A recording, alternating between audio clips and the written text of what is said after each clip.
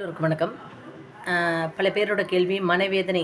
ஒருத்தர் மனவேதனைப்படுத்திட்டு போகும்போது நம்ம என்ன செய்யணும்? நீங்கள் எதுவுமே செய்ய வேண்டாம். அவங்க முன்னாடி நீங்கள் சந்தோஷமாக இருக்கிற மாதிரி எப்போவுமே புன்சிரிப்போடு இருங்க. 2வது உங்களோட வெற்றி நீங்கள் ஒரு நல்ல பொசிஷன் வரும்போது அது ஏதோ ஒரு பர்சன் மூலம் இன்டெரக்டாக வச்சு நீங்கள் அந்த நல்ல லெவலுக்கு வந்துட்டீங்க அப்படிங்கிறது காட்டுங்க. அப்போ உங்களை விட்டுட்டு போனவங்க, உங்களை பிரிஞ்சு உங்களுக்கு துரோகம் செய்துட்டு போனவங்க, உங்களுக்கு மனவேதனை தந்தவங்களுக்கு அது ஒரு பெரிய தண்டனையாக இருக்கும். நம்ம மிஸ் பண்ணிட்டோமே அப்படிங்கிற மாதிரி ஒரு சிந்தனை அவங்களுக்கு நீங்கள் உருவாக்கி கொடுத்த மாதிரி இருக்கும். அதே மாதிரி மனவேதனைங்கிறது நிமிஷ நேரம் அவங்க நம்மளை காயப்படுத்தி வார்த்தையாலோ இல்லை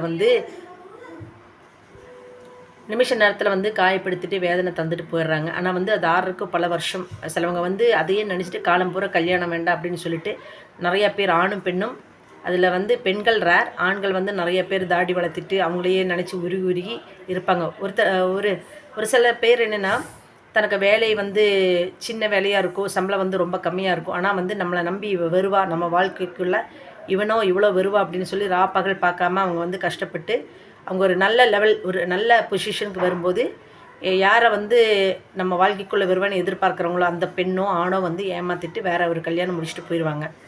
ஸோ இவங்களுக்கு வாழ்க்கையே ரொம்ப இருண்டு போன மாதிரி இருக்கும். ஏன்னா யார் நம்ம வாழ்க்கைக்குள்ளே வருவாங்கன்னு பகல் பார்க்காம அவங்கள நல்லா பார்த்துக்கணும். அந்த ஆணோ பெண்ணோ நம்ம வாழ்க்கைக்குள்ளே வரும்போது அவங்களுக்கு சந்தோஷமாக அவங்க எந்த கஷ்டமும் படக்கூடாதுன்னு பகல் சம்பாதிக்கிறாங்களோ அந்த பெண்ணோ ஆணோ புரியாமல் நம்மளை ஒரு மன காயப்படுத்திட்டு போகும்போது அந்த வேதனையை நம்மளுக்கு சொல்லவே முடியாது. வாழ்க்கையே எல்லாம் முடிஞ்சிருச்சு அப்படிங்கிற மாதிரி ஒரு தோற்றம் வரும்.